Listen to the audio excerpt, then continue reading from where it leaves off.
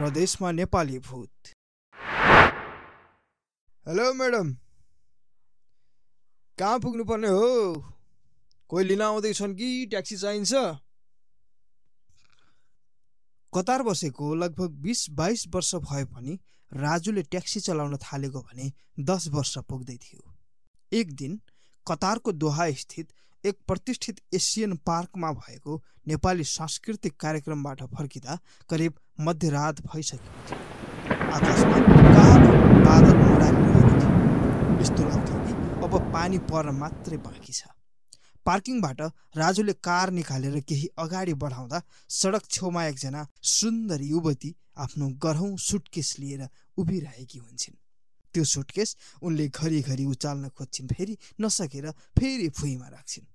उनको पोसाकको कारणले गर्दा उनी नेपाली हुन् भनेर राजुलाई ठम्याउन कति असजिलो भएन।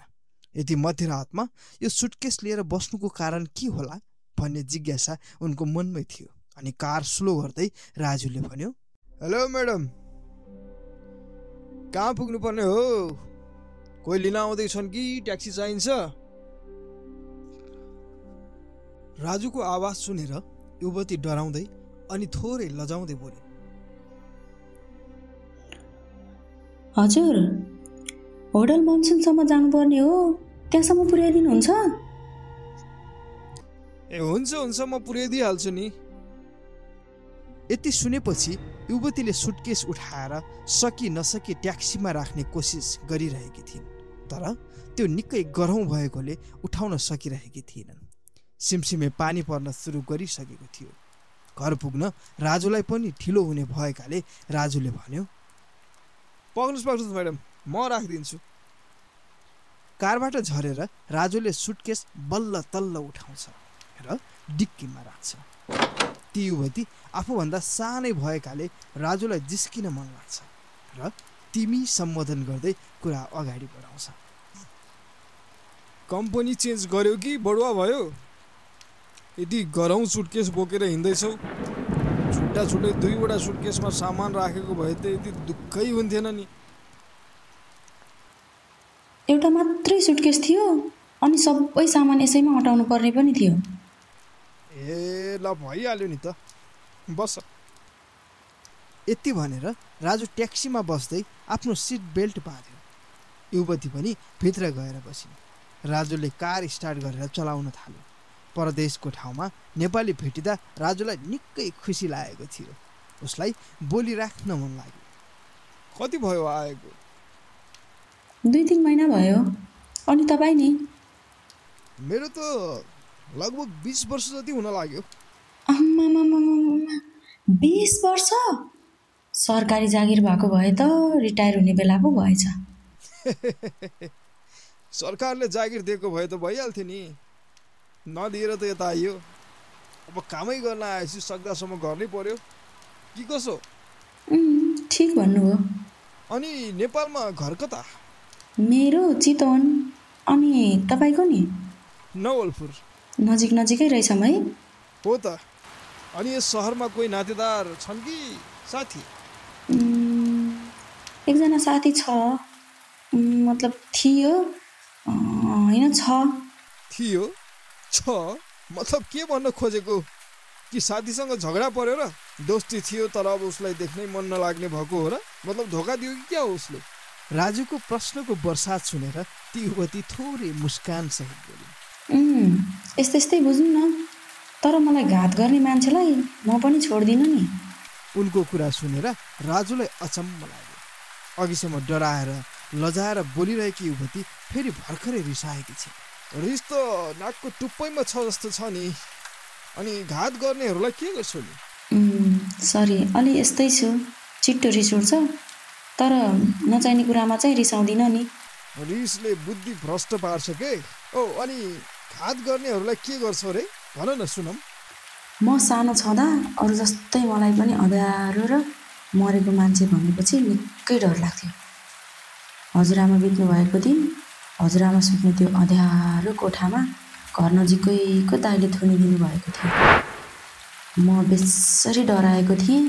कति रोएँ, कति कराएँ, चिच्याएँ, तर कसैले सुनेन। म जसो तसो गरेर त्यहाँबाट निस्किएँ। त्यसपछि म त्यो दाइसँग कहिल्यै बोलिनँ। युवतीको कुरा सुनेर राजुले हाँस्दै भन्यो,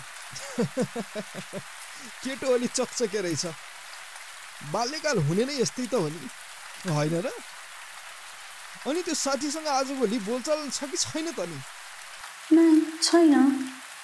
बालापनको जस्तो सानोतिनो कुरालाई बिर्सिनुपर्छ अनि फेरि सम्बन्ध सुरु गर्नुपर्छ।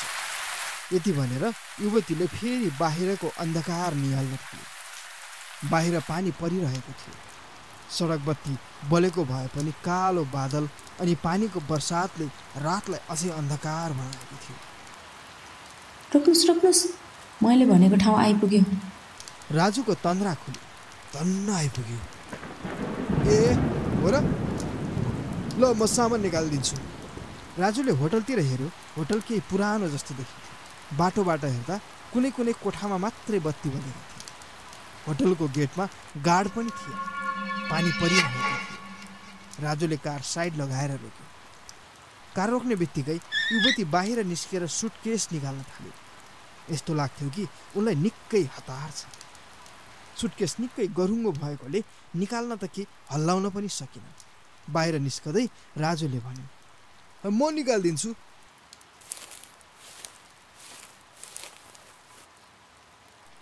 यति भन्दै राजु सुटकेस निकालेर भुइँमा पछारिदियो। भुइँमा पछारेको देखेर युवती जङ्गिँदै बोल्यो, के गरेको? अलि बिस्तारै राख्नुहोस् न।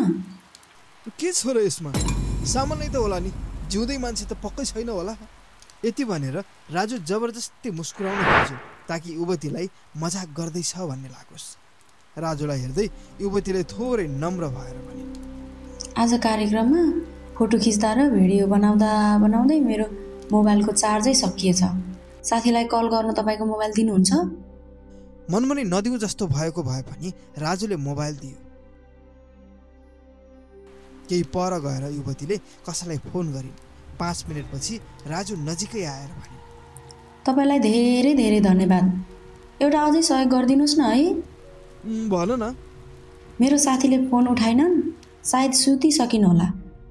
यति गरुङ्गो सुटकेस बोकेर माथिल्लो तलासम्म लैजान सहयोग गरिदिनुहोस् न है। राजु अलमलमा पर्यो। अरू कुनै उपाय पनि थिएन। गरुङ्गो सुटकेस बोकेर एक खुट्किला चढेर 4 तलामाथि पुग्यो। ती युवतीले एउटा कोठाको अगाडि पुगेर ढोका ढकढक्याउन थाल्यो। राजु सुटकेसलाई ढोकानिर राखेर आफू अलि पर गएर बस्यो। ढोका खुलेन भने यो केटीलाई एक्लै छोड्न पनि मिलेन भन्ने सोच्यो। त्यसै बेला कतारका पुलिसहरू भर्याङ उक्लिरहेको राजुले देख्यो। यो देखेर राजु झनै डरायो। पुलिसहरू राजु भएतिर नै आउँदै थिए। पुलिसहरूलाई देखेर युवती मन्द मुस्कुराइन्। यो देखेर राजुले मनमा नै भन्यो, मैले गरेको शङ्का त साँच्चै हो कि क्या हो? यो केटीको चाल त यस्तो पो रहेछ। मलाई फसाउने भई अब म जेल पर्ने भए। यतिकैमा नेपाली भाषा बोल्न जान्ने कतारी पुलिसले राजुलाई भन्यो, ओ त्यहाँ भित्तापट्टि गएर उभि, उता उता। राजुको मुटु जोडले धड्किरहेको थियो। उसका हात खुट्टा कामिरहेका थिए। ऊ केही नबोली भित्तातिर गएर उभियो। एकजना पुलिसले सुटकेसको चेन खोल्यो। सुटकेसभित्रको दृश्यले सबै पुलिसहरूले शिरको टोपी निकालेर हातमा राखे। त्यसै बेला ढोका खुलेको आवाज आयो। एक नेपाली मूलको केटा ढोकामा उभिएको थियो। उसलाई देख्ने बित्तिकै पुलिस बोल्यो, अब त लास पनि भेटियो। आफ्नै साथीलाई किन र कसरी मारेको भनेर चौकीमा गएर भन्ने, बुझिस्? पुलिसको कुरा सुनेर राजुले सुटकेसमा हेर्यो। त्यसमा त्यही केटीको लास थियो जसलाई उसले नै यहाँसम्म लिएर आएको थियो। उसले यसो यताउता हेर्यो तर त्यो केटी त्यहाँ कहीँ पनि देखेन।